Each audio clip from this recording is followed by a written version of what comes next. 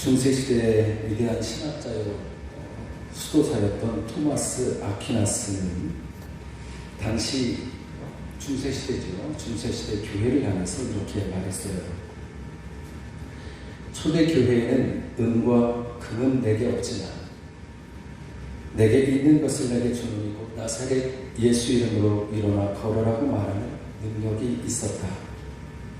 그러나 오늘 우리 교회는 금으로 기둥을 만들고 대리석으로 바닥을 깔아 하나님의 집을 지었다. 은과 금은 이제 우리에게 너무 많아 넘쳐난다. 그런데 문제는 나사렛 예수 그리스도의 이름의 능력을 잃어버렸다는 것이다.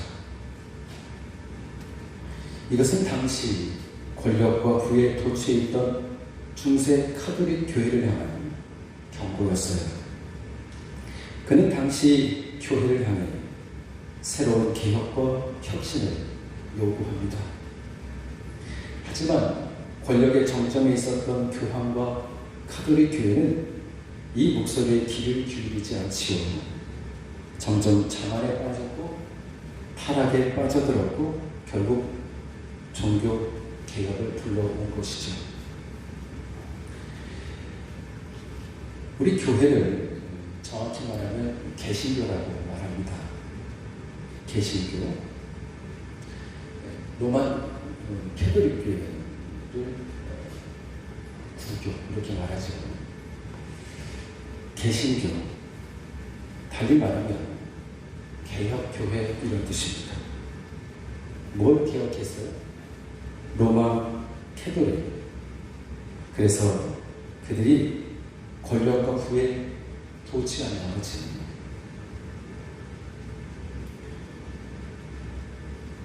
나사렛 예수 이름의 능력을 잃어버린 교회를 개혁한 것이 바로 개신교인 것이죠. 그래서 개혁교회, 즉 종교개혁 정신을 물려받은 교회다 그런 뜻이지요. 로마 카톨릭의 잘못된 성경에서 잘못된 교리와 체제에 대항해서 새롭게 교회를 개혁한 교회가 바로 오늘 우리 개신교, 곧 개혁교회인 거예요. 중세시대 로마 캐톨릭은 막강한 권력을 가지고 있었어요. 심지어 교황이 황제를 파문할 정도였어요. 교회는 엄청난 부를 가졌어요. 그리고 권력을 누렸어요. 점점 성경의 진리와는 멀어집니다. 바로 이러한 위기에 루터나 칼빈 같은 종교개혁자들은 생명의 위협에도 불구하고 떨치고 일어나요. 교회가 이렇게 되면 안 됩니다. 교회가 새로워져야 됩니다. 그래서 개혁해요. 성경의 정신에 맞는 교회로 세워야 합니다. 바로 이것이 종교개혁인 겁니다. 이런 종교개혁의 전통을 개성한 선교사들이 생명을 걸고 이 땅 조선에 찾아와요. 복음을 전파했고 한국 교회는 선교 130년 만에 엄청난 부흥 성장을 이룹니다. 세계 그 어느 교회사에서도 찾을 수 없는 놀라운 성장을 이루어요. 수천 년의 역사를 가진 서구 교회들이 한국 교회를 바라보며 부러워하고 놀라워했습니다. 그래서 한국 교회의 부흥, 성장의 모델을 배우려고 벤치마킹 한다고 그러죠. 그래서 부흥을, 그 성장을 배우려고 찾아왔어요. 그런데 그것도 잠시였지요. 오늘 우리 현실은 어떻습니까? 한국 교회에 대한 진단은 이래요. 한국 교회가 위기다. 심지어 교회가 이대로 가다가는 망한다. 그런 소리까지 나와요. 어쩌다 이런 지경이 되었을까요? 1980년대, 90년대 초반까지만 해도 정말 한국 교회는 눈부신 부흥과 성장을 이루었어요.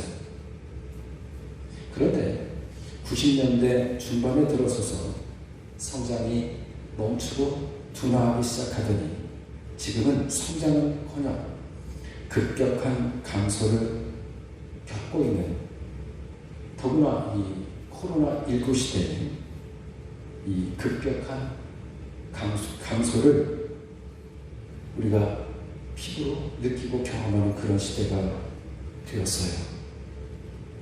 정말 우리 한국교회 현실이 너무나 답답하고 걱정스러워요. 저는 우리 한국교회가 자만했다고 봅니다.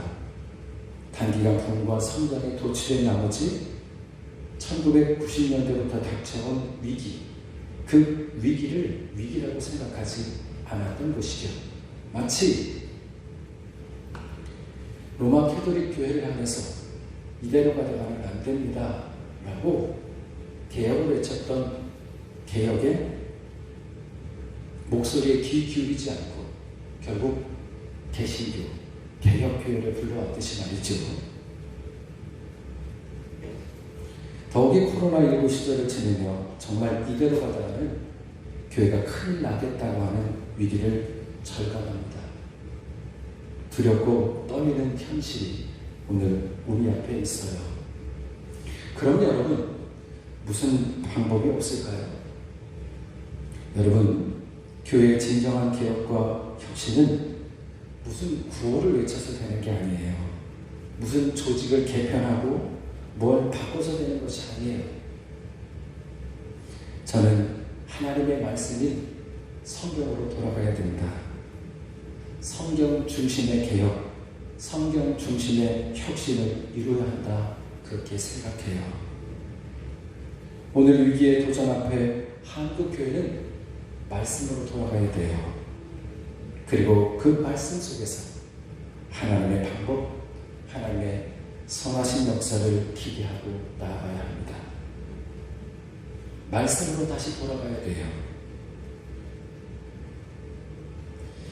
그러면 이런 교회 개혁의 모델을 우리가 어디서 찾을 수 있을까? 바로 느헤미야서, 오늘 본문 이 느헤미야에 대해서 이 개혁교회 모델을 찾을 수 있는데요. 오늘 2장 17절 한 절 말씀만 읽었죠. 후에 그들에게 이르기를 우리가 당한 공경과 공경은 너희도 보고 있는 바라. 예루살렘이 황폐하고 성문이 불탔으니 자 예루살렘 성을 건축하여 다시 수치를 당하지 말자 하고, 느헤미야는 예루살렘 성벽이 다 무너진 상황 속에서 총독으로 부임해요. 그가 시기와 저절에 빠진 유다 백성들을 향해 외친 말이 바로 이겁니다. 무너진 예루살렘 성을 재건합시다. 그리고 다시는 수치를 당하지 맙시다. 여러분, 우리 한국교회도 지금 이런 수치를 당하고 있다고 봐요. 세상과 사람들로부터 손가락질과 수치를 당하고 있어요. 교회가 세상의 조롱거리가 되었어요. 이런 참담한 현실이 너무나 부끄럽고 그리고 수치스러워요. 우리 한국교회도 느헤미야가 총독시대에 예루살렘 성벽을 재건해 다시는 수치를 당하지 말자고 한 것처럼 한국교회가 새롭게 개혁하고 그리고 온전히 회복되고 세워져야 할 때인 겁니다. 그렇다면 한국교회의 재건, 한국교회의 개혁은 무엇으로 가능한가? 느헤미야서를 보면 그 답이 나옵니다. 느헤미야는 당시 세계를 흘러가던 페르시아, 바사라고 하죠. 이 바사왕 아닥사스다의 궁전에서 술 맡은 관원으로 있었어요. 이 술 맡은 관원이라고 하면 어떤 분은 그래요. 회사에서 술접대를 맡은 술 상무처럼 그런 사람으로 오해하는데 그렇지 않아요. 당시 왕의 이 술 맡은 관원이라고 하면 왕에게 술을 따라주는 일을 했어요. 그런데 그 일만 한 것이 아니라 왕의 최측근에서 국정의 정무를, 그러니까 이야기하고 충고하고 했던 오늘 말하면 청와대 정무비서실장쯤 되는 그런 최고위직의 사람이었던 거예요. 어떻게 멸망한 나라 포로 출신이 이런 최고위직까지 올랐는지는 잘 알 수 없어요.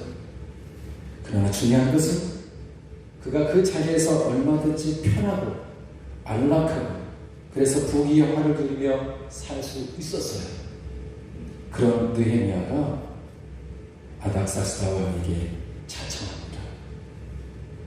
변방에 있는 조국, 그것도 성벽도 무너지고 완전히 폐허만 남은 유다 총독으로 자신을 보내달라고 하는 거예요. 왜 그랬을까요? 먼저 느헤미야 1장 3절 말씀을 보면 그의 형제인 하나니가 자신의 조국인 유대의 상황에 대해서 소식을 전해줘요.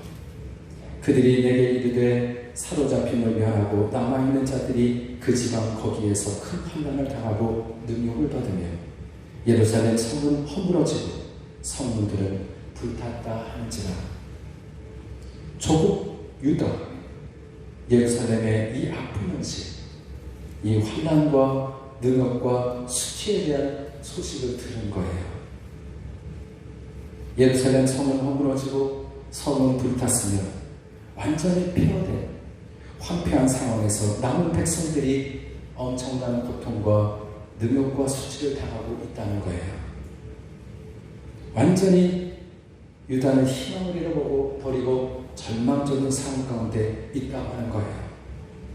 바로 이런 심각한 상황에서 느헤미야는 자신의 기득권, 자신의 편안함, 자신의 안일함을 내려놔요. 그리고 유대 총독을 자원하고 나선 겁니다. 여러분, 오늘 교회가 위기다, 교회가 개혁해야 한다. 우리가 그런 필요성을 느끼면서도 우리의 문제는 뭔가요? 개혁에 대해서 말을 해요. 그런데 그 개혁을 위해서 헌신하지 않는 데 있는 것이죠. 어떤 분은 그래요. 그 교회는 사랑이 없어요, 목사님. 그런 그 사람이 교회를 좀 사랑하고 그리고 그런 사랑의 매개체가 좀 되어볼지 그래요. 저는 그런 생각을 해요. 교회가 어떻다, 저렇다, 저렇다 말할 것이 아니라 내가 그 개혁, 그 헌신의 한 사람이 되어야 하는 거예요. 그냥 편히 앉아서 지켜보듯이, 방관하듯이 누구의 교회예요, 그 교회가. 결국은 그렇게 평가하고 그렇게 그 수치 아닙니까?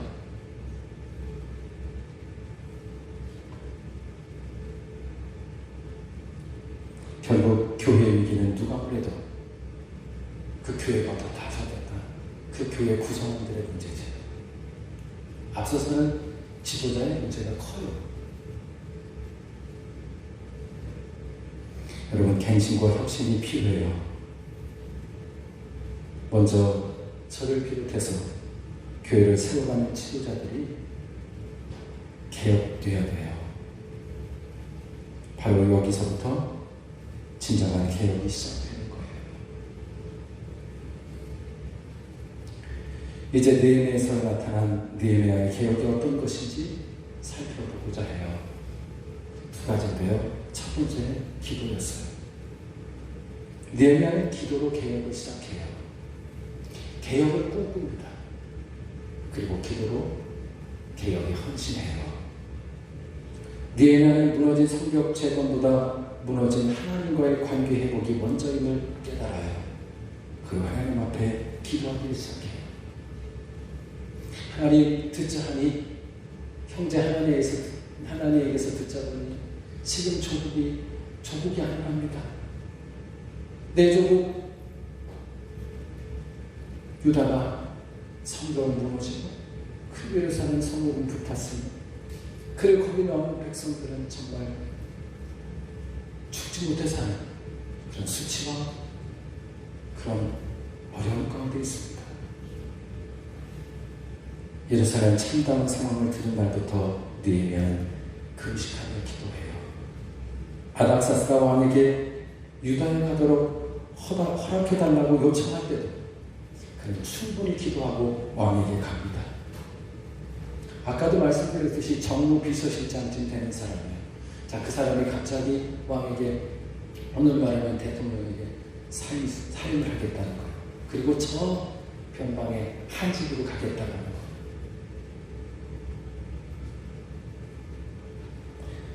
아무나 하는 일이 아니에요. 술 맡은 관원이라고 하는 것이. 그만큼 신임을 받고 있었는데 아닥사스다 왕이 허락해 줄까도 문제예요. 그래서 그는 기도했어요. 자, 그렇게 기도하고 아닥사스다 왕에게 갑니다. 가서, 왕이요, 제가 왕에게 큰 사랑을 받는 걸 합니다. 왕이요, 제가 저 예루살렘 거기 천국으로 갔으면 좋겠습니다. 그런데 느헤미야가 그렇게 아닥사스다 왕에게 부탁을 했을 때, 그때 아닥사스다 왕은 흔쾌히 허락해줘요. 여러분, 이게 왜 그랬을까요? 왜 이런 일이 벌어질까요? 기도했기 때문에. 기도하고 나아갔더니 왕이 허락해 주는 거예요. 그러면서 오늘로 말하면 조서, 마패도 써주는 거예요. 왕의 사람이다. 왕의 신을 받은 사람이다. 또한 그 어려운 성벽 재건도 수많은 난관과 방해가 있었지만 정말 순탄하게 진행돼서 불과 52일 만에 완공됩니다. 놀라운 일이에요. 그런데 여러분, 이 모든 것은 기도의 힘이었다는 거예요. 여러분, 우리의 개혁이 뭡니까?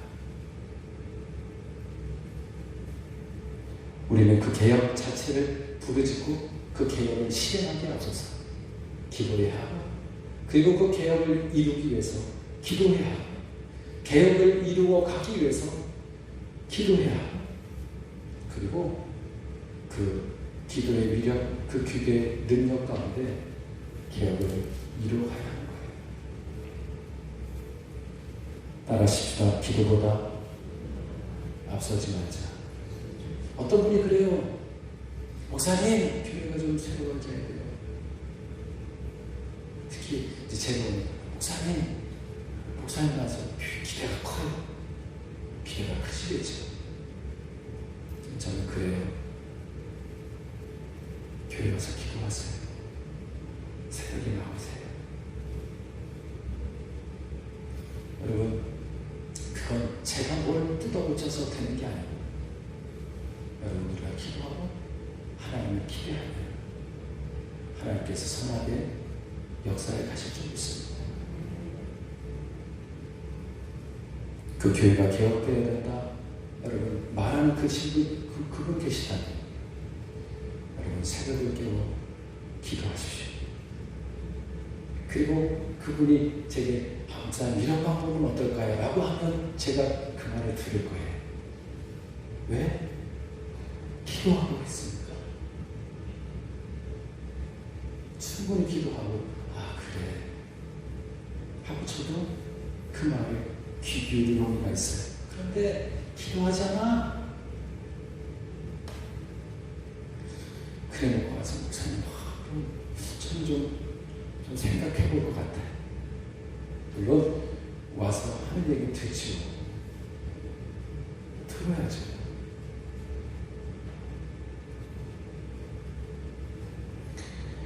여러분, 느헤미야 개혁에는 어려움이 있었어요. 언제나 개혁을 하다 보면 반대하는 세력이 있어요. 산박과 도비야, 게셈이라고 하는 이 세 사람은요, 원래 유대인이 아니었어요. 이들은 느헤미야 오기 전에 예루살렘 지역에서 권력을 쥐고 기득권을 행사했었어요. 예루살렘 성벽이 재건되고 유대인 공동체가 안정되면 자신들의 기득권을 잃어버리게 돼요. 그러자 이들이 어떻게 합니까? 끈질기게 집요하게 성벽 재건을 방해합니다. 여러분, 그러나 그런 방해에도 52일 만에 성벽이 재건된다고요. 왜 이런 일이 일어나요? 기도에서. 여러분, 기도보다 앞서면 안 돼요. 여러분, 기도하십시다. 그리고 우리 기대하십시다. 우리 제천 수산교회가 개혁을 이루어가고 이 시대에 건강한 교회, 하나님 기뻐하시는 그런 교회로 세워갈 수 있도록 여러분, 우리가 꿈꾸고 기대하고 그리고 헌신하십시다. 이런 외부로부터의 방해가 있었다고 한다면 개혁의 어려움은 내게도 있었어요. 성벽을 재건한 일에 정신없는 와중에 유대 공동체 내부에서 가진 자와 가난한 자 사이에 갈등이 일어나요. 이런 거지. 이번에 총독으로 온 느헤미야라고 하는 사람 보면 있는 사람들하고는 그런 것 같아. 우리 없다고 무시하나 뭐 이런 거죠.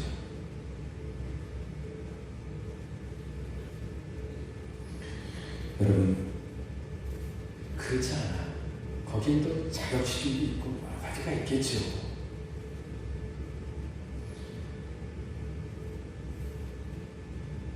물론 목회자로서 그런 마음을 가지면 안 되죠. 그렇게 대하면 안 되죠. 다 우리 한 피바다 한 몸이는 한 지체들인데 누가 귀하고 누가 덜 귀하고 그렇지 않잖아요. 그래서 영적으로 목회자를 부모라고 그러는데 부모 입장에서 자녀들 10손가락 깨물어서 안에 2손가락 없다고 다 귀한 거잖아. 목회자의 마음은 그런 마음을 가져야죠. 물론 가져야 돼. 그러나 여러분, 그런 오해가 있다면 제게 말씀해 주세요. 그래, 저도 그렇게 치우치지 않고 하나님 아버지의 마음 품고 그리고 우리 제천 수산교회 권속들을 잘 이끌어갈 수 있도록, 그래서 되도록 가진 자, 없는 자 이게 아니라 다 귀한 그런 섭섭함이 없기를 바랍니다. 그런 섭섭함 많이 드시거든 제게 얘기해 주세요. 그러면 안 되잖아요. 그렇죠?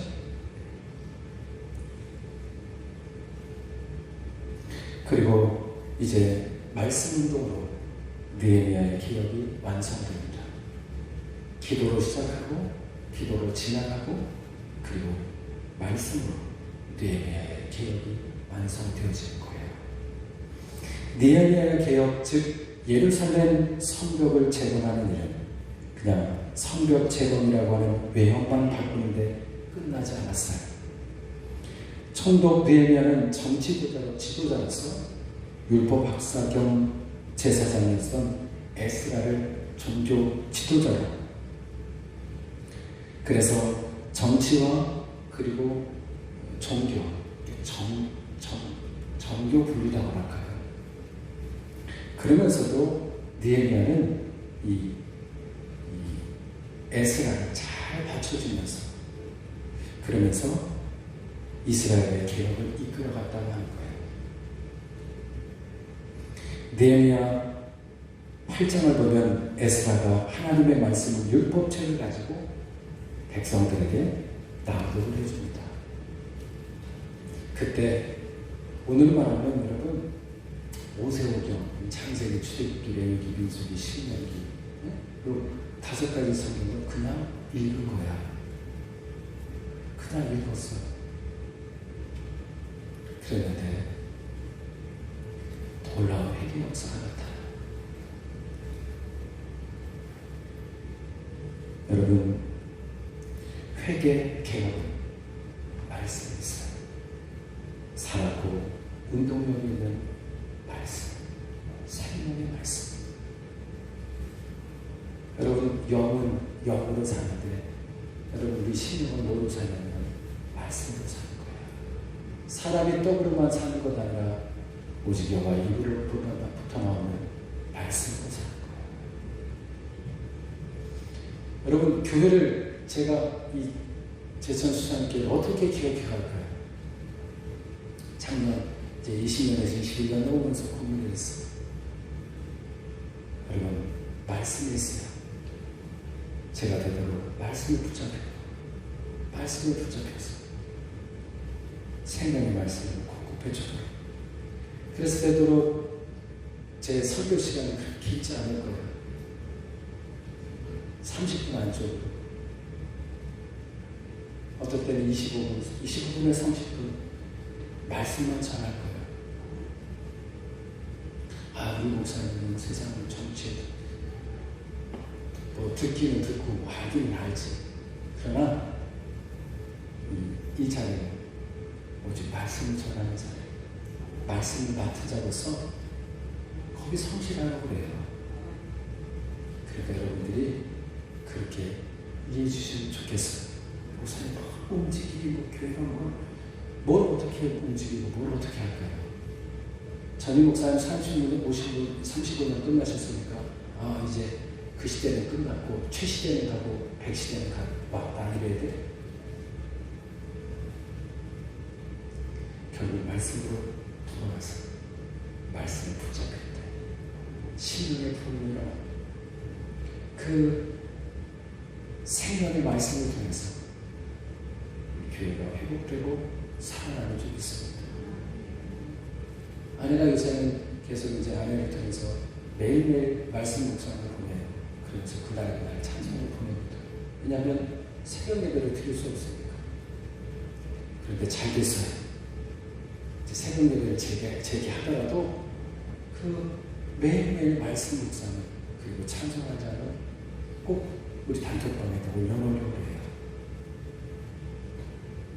그래서 새벽에 올라오시는 분 혹시 그렇더라도 그날 말씀 묵상을 하고, 물론 새벽 시편 강의를 합니다. 그러나 좀 매일매일 말씀 묵상은 좀 다르지. 그러나 우리가 매일매일 그렇게 말씀 앞에 서가면서 우리는 어느덧 개혁을 맛보게 될 것이고, 그리고 우리가 기대하고 바라는 것 이상 주님 교회를 새롭게 세워가실 줄 믿습니다. 오늘 한국교회는 종교개혁의 후예지만 새롭게 개혁해서 갱신해서 자신을 돌아보고 회개하며 새롭게 변화하려는 노력이 사라졌어요. 다시금 디에미아의 개혁과 루터나 칼빈 같은 종교개혁자들의 정신을 되살려서 말씀으로 개혁되고 새로워진 무엇보다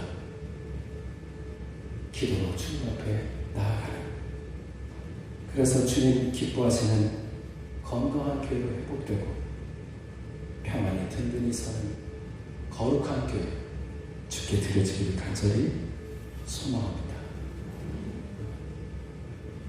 기도하겠습니다. 좋으신 하나님 감사합니다. 오늘도 거룩한 성일, 특별히 오늘은 한 해를 결산하고 또 한 해를 소망하는 사무총회 앞두고 있습니다. 주님, 우리 수산교회 또 이 한국교회 위기 앞에 있습니다. 위기를 인식하게 하시고 위기임을 알게 하시고, 그러면 이 위기일 때 어떻게 할까? 주님, 기도하는 심령들, 그리고 말씀으로 온전히 돌아가는 심령들, 하나님, 그래서 건강하게 회복되고 세워지는 우리 제천수산교회이기 원합니다. 2021년도 더 기도 더 말씀으로 성장하는 우리 교회 삼아주시고, 바로 그 기도 그 말씀에 붙잡힌 한 사람, 한 심령, 바로 내가 그 사람이기 원합니다. 주님 영광 받으시옵소서. 예수 그리스도 이름으로 기도합니다.